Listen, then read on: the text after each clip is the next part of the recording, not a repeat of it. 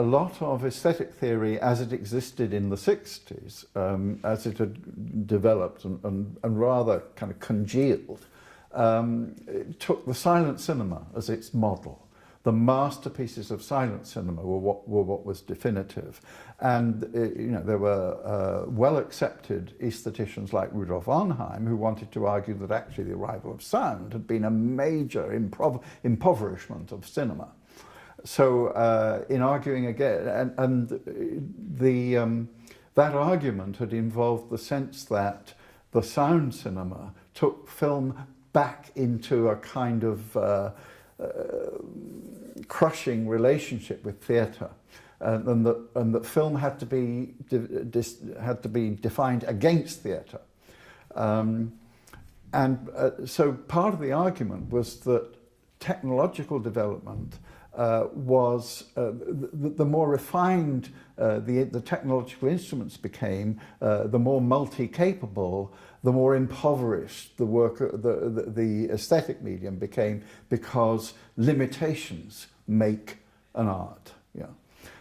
Now, it is, I think, evident that every art exists within limitations and works with its limitations, but that's a very different matter from saying, oh, let's have as many limitations as possible, let's not have sound, let's not have colour, and so on.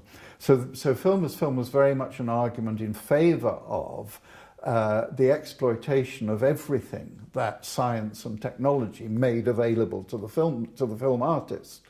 And given the time at which it was written, it was therefore what it was interested in were the new possibilities that sound, first of all, introduced, then the mobility of the camera, which offered a different form of eloquence from the eloquence of cutting, and then evidently colour. And so there are sections of the book about the particular ways in which Hitchcock, for instance, or Nicholas Ray had been able to make colour a vital part of the expressive regime of the movies.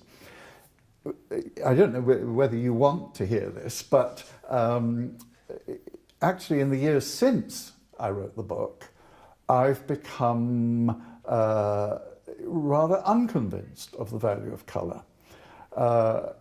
There are films, Vertigo, for instance, unimaginable without their colour.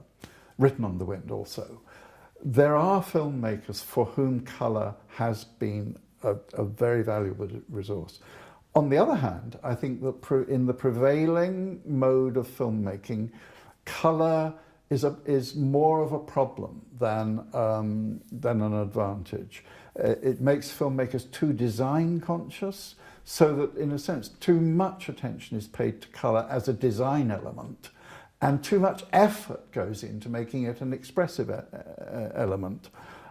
So in that way, I'm inclined to tread back a little on the argument, not to say it's a pity that colour was ever made available, but to say it hasn't in many cases turned out to be as useful to the filmmaker as Hitchcock was able to make it, as Nicholas Ray was able to make it. And I think one interesting instance is almost my favourite filmmaker is Max Ophuls. His last film, Lola Montez, was made in colour, and I'm not sure that colour actually brought him anything really valuable. It caused him a lot of work, and you can see the work in the film, and it's quite exciting, but it doesn't seem to me to bring anything expressively to the film. No, that's not true. It does bring something.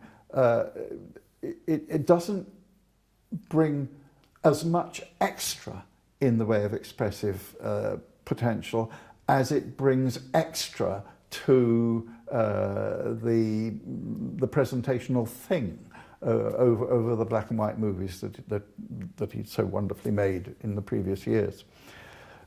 So there are a number of filmmakers where I wonder, has colour actually done an awful lot for them? And certainly with a film director like Steven Soderbergh, I find his films very difficult to watch because they are so over-designed. And something similar, I think, is true of a lot of the Coen brothers' work.